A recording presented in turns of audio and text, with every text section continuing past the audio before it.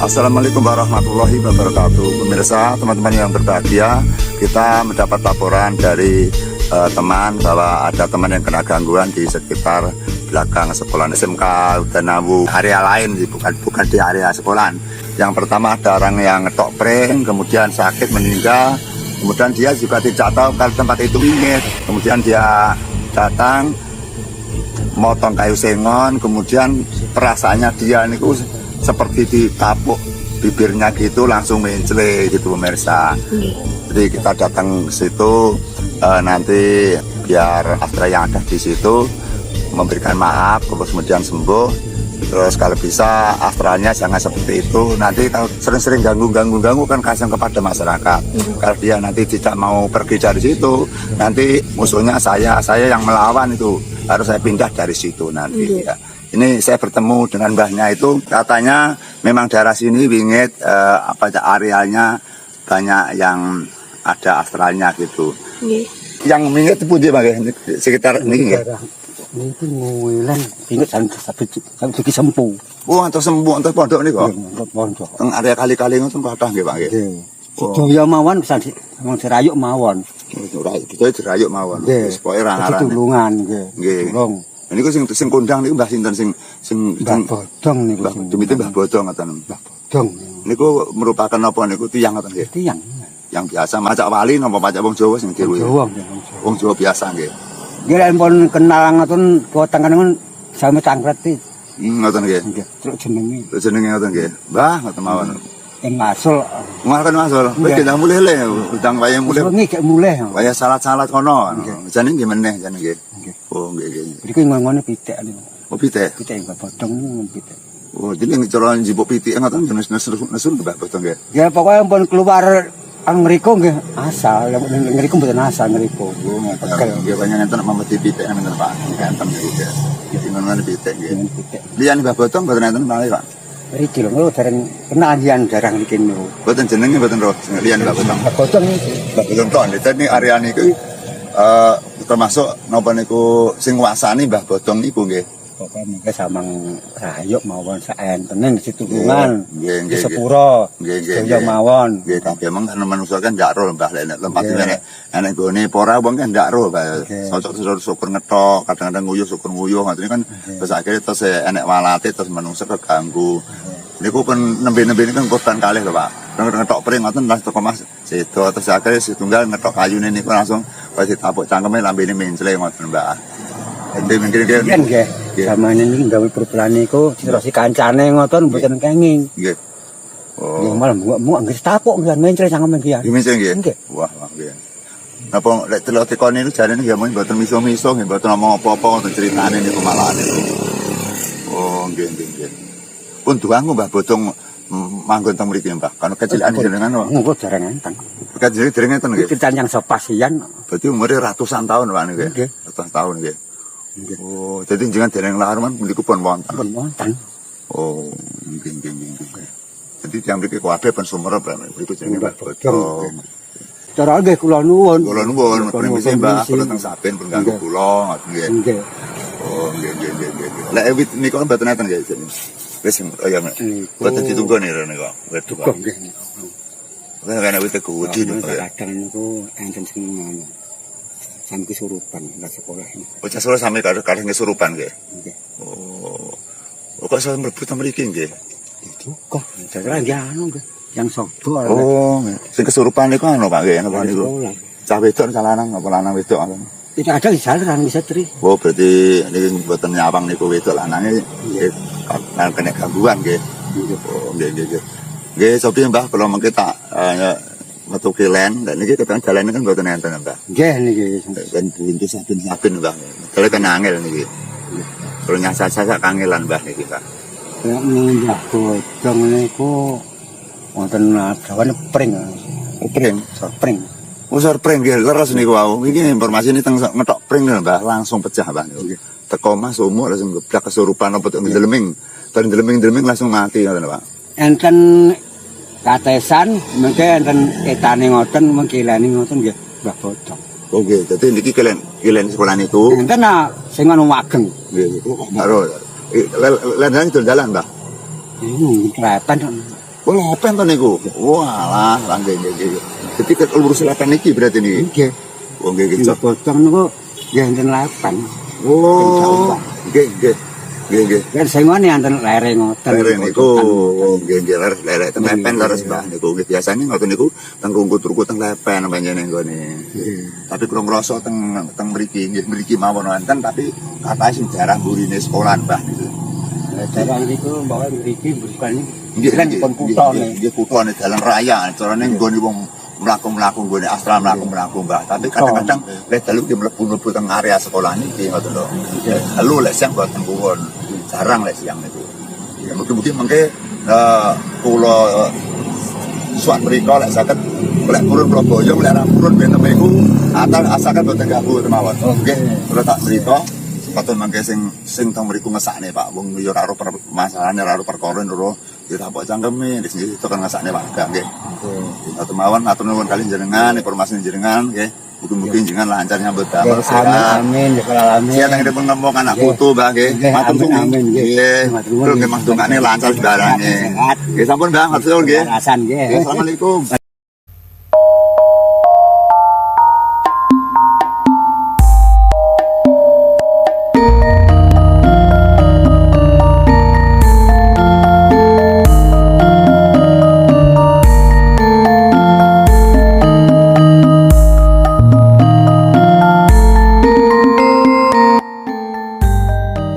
Kodam.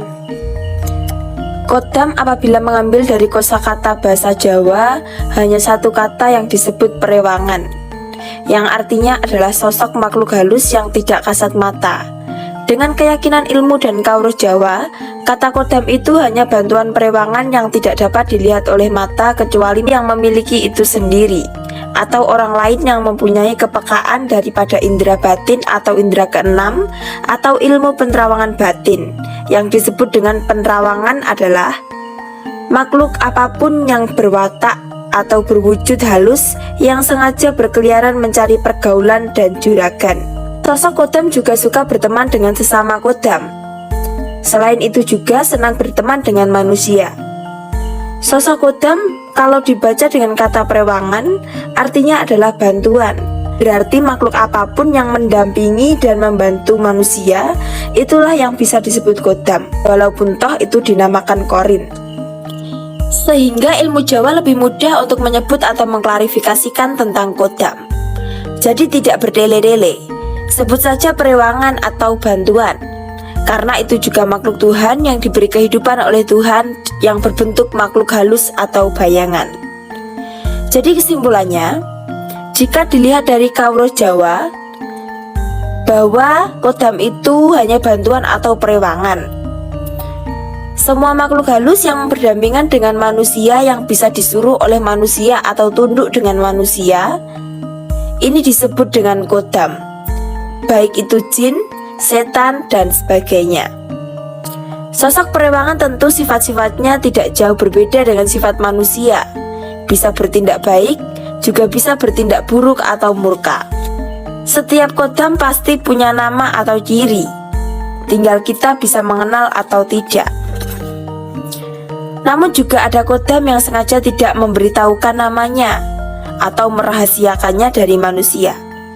Maka dengan itu, manusia atau juragan yang diikuti berhak untuk memberi nama kepada kodam itu, sehingga mudah dipanggil sewaktu-waktu dan kodam itu akan datang membantu kebutuhan manusia. Sebelum Islam datang ke Indonesia, orang Indonesia sudah memiliki ilmu-ilmu perewangan tingkat tinggi yang tiada tanding kemampuannya di jagat kodam itu khususnya. Berikut adalah contoh orang Jawa yang terbukti memiliki kodam. 1. Prabu Siliwangi. 2. Prabu Jayabaya. 3. Bu Angkling Dharma. 4. Bandung Bandawasa. 5. Hampir seluruh tokoh rakyat kecil yang babat desa atau hutan yang dinamakan dengan cikal bakal itulah yang mempunyai perewangan. Semua itu murni orang Jawa dan memakai perewangan makhluk halus dari Jawa. Selanjutnya adalah bentuk sosok perewangan. Bentuk sosok perewangan sangat banyak sekali wujudnya. Bisa berupa api, air, angin, hewan, dalam tanda kutip, seperti macan, ular, buaya, belatung, ulat, dan sebagainya. Kemudian setelah Islam masuk ke Indonesia, sosok kodam tersebut bisa disebut dengan jin pembantu, atau ada yang berpendapat bahwa jin Islam atau jin pembantu itu hampir sama dengan ragam-ragam perewangannya. Namun, juga ada yang berpendapat bahwa kodam berasal dari malaikat yang dikutuk oleh Allah. Karena dosanya, dia ditugaskan untuk turun ke bumi untuk berbuat baik, untuk membantu manusia dan makhluk-makhluk lainnya. Sehingga kodam bisa dinamakan malaikat Allah yang memiliki pelanggaran, yang diturunkan ke bumi untuk mencari kehidupan atau kegiatan untuk berbuat kebaikan. Sehingga cara malaikat itu untuk berbuat kebaikan adalah memakai jalan untuk menolong orang. Kalau masyarakat sini tahu Mbak, cuma kalau masyarakat luar kan tidak tahu kalau di sini adalah tempat wingit. Ya, Dan itu yang diganggu waktu memotong sengon itu orang yang tidak tahu loh Mbak. kalau masyarakatnya ya pada tahu semua, cuma kalau masyarakatnya kan sudah apa, Mbak, Bodongnya sudah paham itu warganya. Iya. Gitu loh. Kalau orang lain masuk ke sini kan bukan warganya, kadang-kadang mungkin Nggih. itu orangnya itu tidak permisi, tidak Bismillahirrahmanirrahim. Makanya banyak orang-orang Muslim, banyak orang-orang Islam kalau punya tujuan itu jarang membaca Bismillah gitu. Iya. Makanya kata-kata hanya atau kalimat Bismillahirrahmanirrahim itu sangat manjur, sangat penting sekali. Hanya mengucapkan itu saja, insya Allah aman gitu loh. Masa Atra pun juga menghindari atau melepaskan, nggak mau mengganggu. Lek wong Jawa yang niat ingsun kagungan kersa, jeneng sira menawa ana lembene iki padha minggiro sumengjao, ingsun bakal kagungan kersa ketok kayu, ngono lek Jawa. Islam ya Bismillahirrahmanirrahim, maca Fatihah, mopi dan sebagainya. Sehingga acara pun merasa dihormati, jadi tidak tersinggung gitu loh. Namun demikian kami juga tidak bisa mengadili itu yang benar siapa, yang salah siapa gitu loh. Kalau ngantek enek ngetok pring, ngantek tekaning pati, dreming terus mati, ngetok singon, ngantek cangkeme meja ditapuk. Perasaannya seperti ditapuk, Mbak. Perasaan seperti ditapuk. Gitu loh. Maka sifat-sifat malaikat yang berdosa itu pasti akan membantu untuk melakukan kebaikan dan tidak mau membantu jika untuk melakukan kejahatan. Tentang kodam, ada yang berpendapat bahwa semua makhluk halus yang membantu manusia itulah yang disebut dengan kodam. Ini berarti bila disikapi dengan kalimat tersebut, kodam bisa merupakan sosok hantu, dedemit, dengan ragam yang berbeda-beda. Ciri-ciri orang yang memiliki kodam. 1. Senang mempelajari jagat halus. 2. Senang memiliki teman yang menguntungkan atas keperluannya, yakni bangsa halus. 3. Senang memproses kerja indera, hati, mata, dan batin. 4. Senang melaksanakan ilmu yang tidak biasa dipelajari oleh manusia-manusia biasa. Dalam hal kutip, ilmu jagat maya atau pancawarna. 5. Senang menyendiri, senang menghalusinasi atau membayangkan untuk mewujudkan dari khayalan menjadi kenyataan. 6. Senang coba-coba tata cara agar bisa mendapatkan sesuatu yang mengejutkan. Contoh, topo ngalong, topo pendem, topo kungkum, topo kembang, topo broto. 7. Senang mulandoro atau musafir untuk mencari jati diri ke tempat-tempat keramat atau situs-situs bersejarah seperti makam para leluhur, area gunung, hutan, dan lain sebagainya. 8. Senang berpuasa atau bertingkah nyeleneh, seperti contoh laku bisu atau tidak bicara, menghitung kaki saat berjalan dengan sebuah amalan yang telah ditentukan, tidur hanya 1 kali dalam 24 jam, Tidur di sembarang tempat dengan penerapan yang disebut dengan topo sudro, artinya adalah menirukan orang yang kehidupannya miskin, yang tidak punya rumah atau tidak punya tempat tinggal. Atau juga bisa disebut dengan kere balelongan, pidak pedaraan, loro saudon telu saurupan. Misal, tidur di kolong jembatan, tidur di pasar, tidur di makam keramat, tidur di makam umum, tidur di keranda mayat, tidur di hutan belantara, tidur di pinggir kali, dan sebagainya. Jika ingin memiliki kodam, tidak hanya cukup untuk meditasi, karena pada nyatanya banyak orang yang meditasi tingkat tinggi yang tidak mendapat kodam dari kalangan apapun. Jadi kesimpulannya adalah meraih kodam atau mendapatkan kodam harus melalui jalur-jalur yang rumit, kecuali Tuhan memberikan kekuatan asih secara pribadi. Biarpun anak kecil atau lainnya itu tentu juga memiliki kodam tanpa harus belajar, karena dia telah mendapat kelebihan dari Sang Pencipta.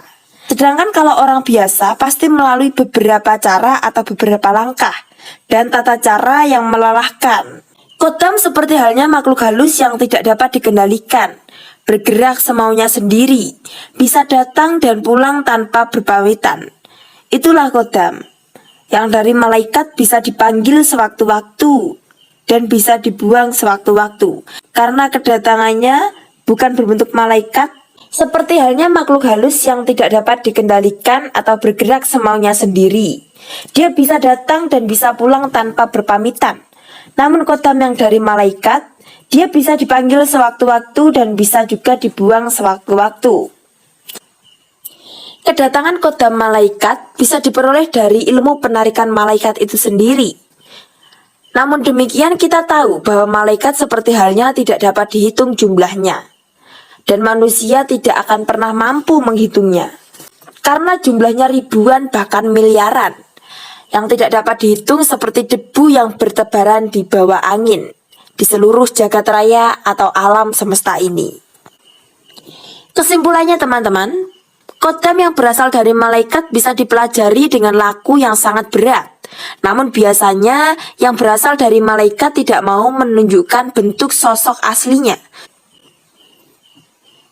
Mereka hanya bisa dirasakan lewat perasaan dan tanda-tanda kenyataan atau bukti apabila diperintah sesuai dengan keinginan dan hasilnya nyata.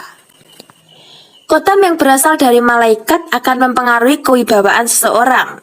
Disegani orang, ucapannya sering berbahaya dan terbukti nyata. Namun kerja kodam sendiri juga semaunya sendiri.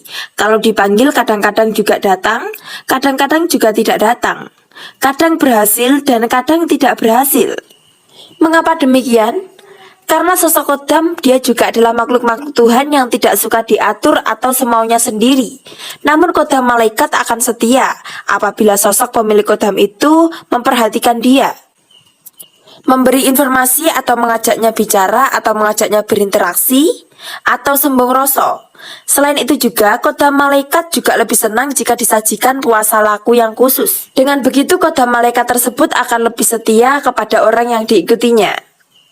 Dia akan lebih setia untuk membantu manusia.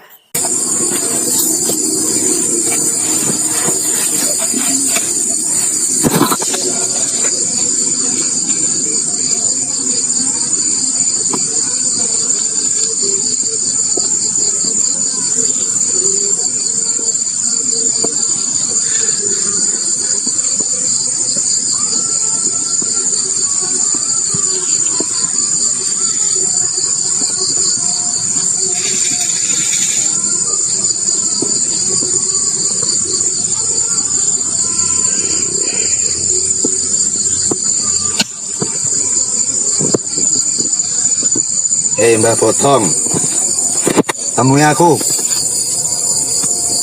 Kita klarifikasi. Silakan datang.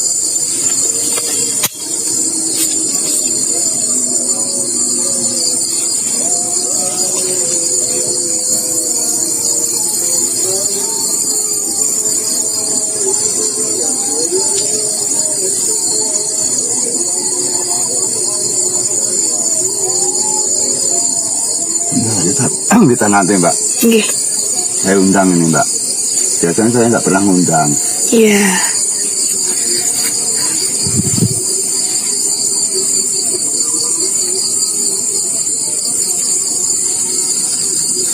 Sana Mbak coba. Saya kok. Amit, Mbah.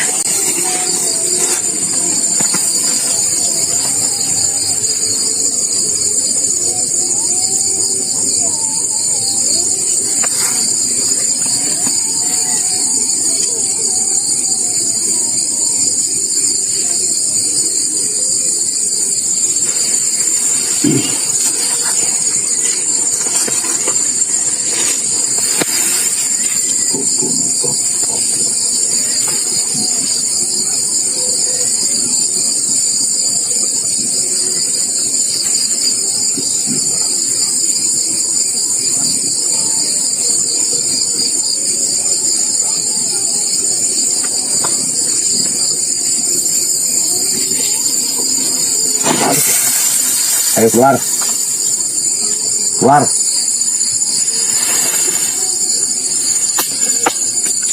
Kayaknya di sini, Mbah. Biasanya situ Mbak. Soalnya ndak ada burung loh, Mbah, ini, Mbah. Iya. Keluar Mbah. Saya juga Mbah Kendil. Sama mbahnya itu. Mbah Kendil bukan Bintoro Mbah. Ada lagi Mbah Kendil dari Tulungagung.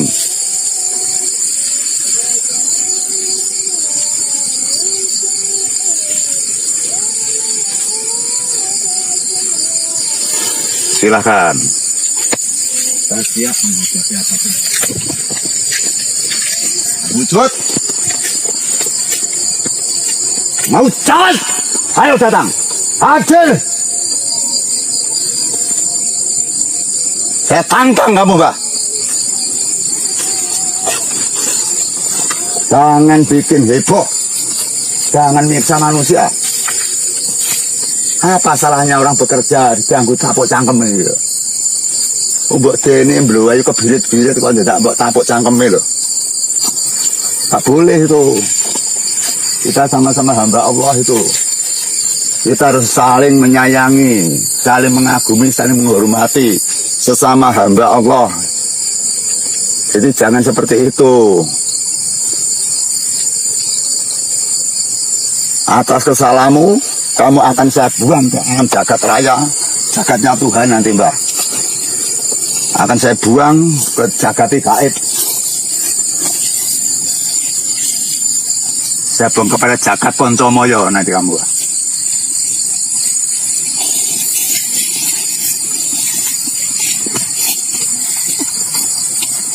Itu harus hadir. Jadi kita nanti ada penyelesaian itu loh. Nanti kalau ndak menunjukkan wujudnya, langsung saya tarik garnya, saya pindah jauh nanti Mbak. Nggih. Atau saya kirimkan ke Alas Purwo Banyuwangi.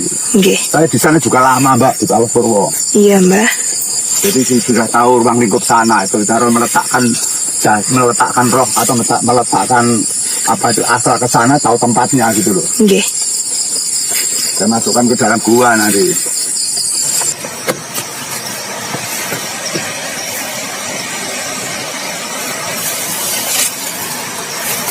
Allahumma sholli ala sayyidina Muhammad. Allahumma sholli ala sayyidina Muhammad. Maujud. Maujud. Hadir. Penghuni jembatan Patilaler. Maujud. Hadir. Saya nanti. Kami ingin kenal kepada Anda karena ada isu yang viral katanya di jembatan sering-sering ada peri yang duduk-duduk di jembatan. Pernah dulu ada orang yang belanja ke pasar Sandi ingin cari sayuran, cari janganan. Tiba-tiba diajak wirawiri sambil iringi rejo. Terus akhir-akhirnya masuk ke kolom, ke sungai. Dia pakai sepeda ontel terus nabrak barungan pring. Ternyata bukan rumah, tapi ternyata malah barungan pring. Sehingga pada hari ini Saya Mbah Kendil mengharapkan Anda hadir. Maujud. Saya tidak peduli sosok apapun. Sim setan periprayangan ilu Banaspati Gendruwo. Banaspati datang. Mbah Kendil mengharapkan datang. Saya nanti. Jangan lama-lama, jangan buang waktu. Tunjukkan eksistensimu. Tunjukkan kekuatanmu. Tunjukkan wujudmu.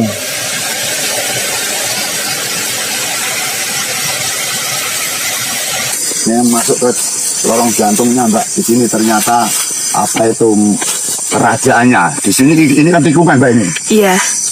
Ternyata di sini benar dugaan saya. Nggih.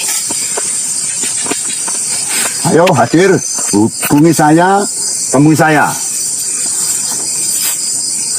Saya undangkan penghuni dari Tambukan Perahu.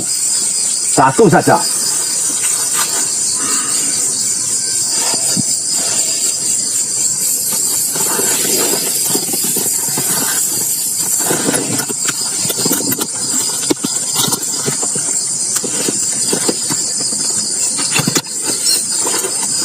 Ingsun kagungan kersa.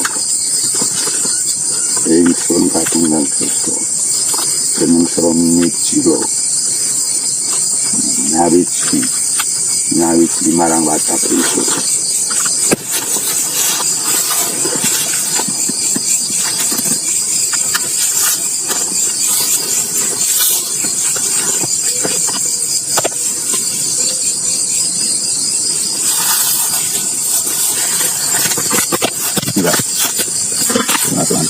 Ini tikungan saudara. Biasanya tempat-tempat seperti ini, seperti di bendungan Dedap Langu, ya seperti tikungan seperti ini, tempat untuk dia bersinggah. Ini kalau dari pangroso saya, ini merupakan pendopo atau rumah besar gitu. Nggih. Makanya ini yang berkeliaran ini adalah prajuritnya saja. Oh iya, Mbak. Rajanya tetap ada di sini ini. Nggih.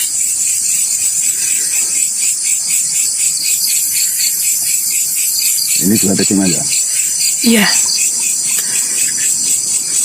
Ini sudah apa ini? Ini tikungan Mbak nih ya. Bukan, Mbak, kayaknya, Mbak. Bukan ya.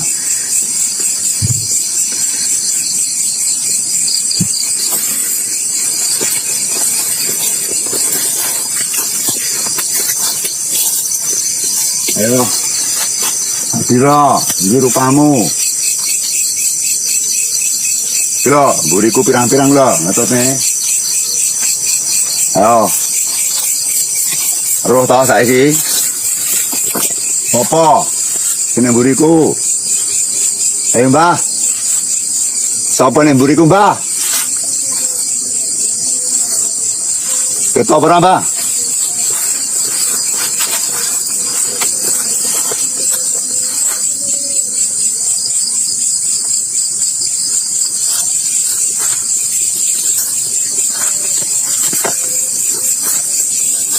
Hadir.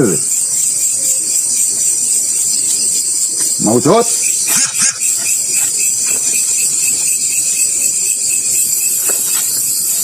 Rasa deku ning nggon ngarep tak gecak tenan ora sedendok kamu namun mbok iram lho. Udah tua macam-macam mengganggu orang sampai ditapuk cangkeme sampai dibunuh. Wis to, ora kan mikir aku ora wedi ora mlayu kok. Ngomong tok niku lho, gedhi. Saya juga punya silpan ular. Silakan, ayo hadir. Saya juga akan mengeluarkan ular besar juga.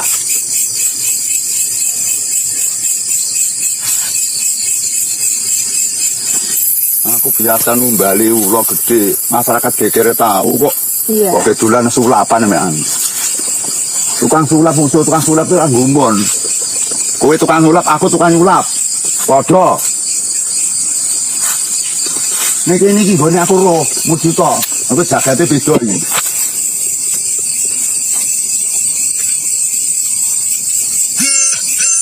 Halo. Wedi Mbak mujud. Tindak kamu nama tenan iki, Mang. Iya, Mbah. Wedi tenan. Nek panjenengan galeng tok becek tenan. Apa kurang duwe anggite. Lar keprot kene wis dikudang karo kakunge kok.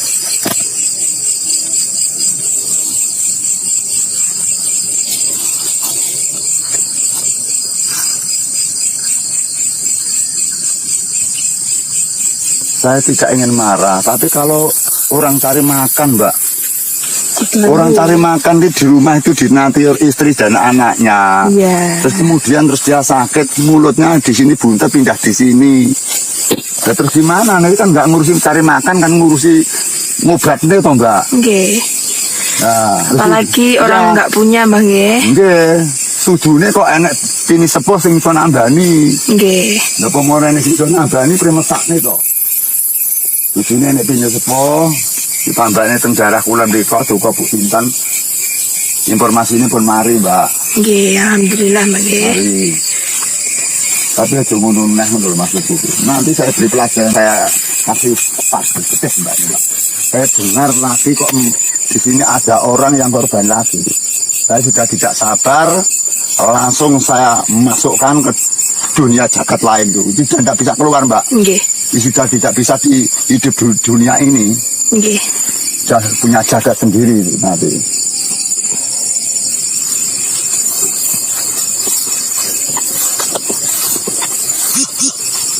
Ini lari semua loh, Mbak. Iya. Nggak ada ini, Mbak, botolnya nggak ada. Iya. Betul ini. Mbak botol itu rodok keren dirasani teko. Aku bunga-bunga oh ini nggak enak. Wedi, Mbak. Iya. Sopo roh nyebut iki sapa dero, Mbak. Tahu, Mbak. Meneng seprawani obah wong iki. Nggih. Obah rawani. Losar tenan Mbak nek roh. Sing mburi iki sapa dilosor. Menjajal ini kan teko. Menjajal tak depane kaya apa?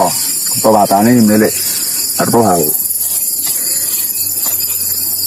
Coba kita beri batas-batas, Mbak. Nggih. Batas-batas aku dia itu tetap di dunianya dia gitu. Iya, monggo, Mbah. Jangan sampai ikut di dunia orang. Baik ini, Mbak, tolong.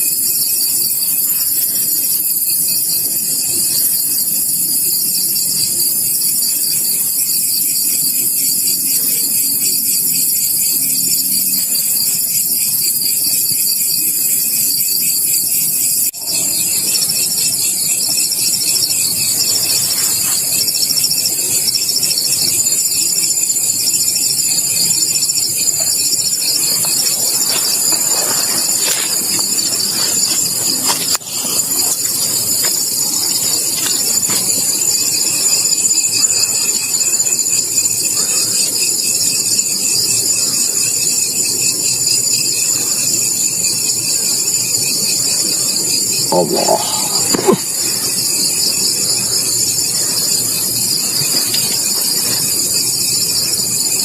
Ini, Mbak, rasanya, Mbak. Ya beda, Mbah. Nggih.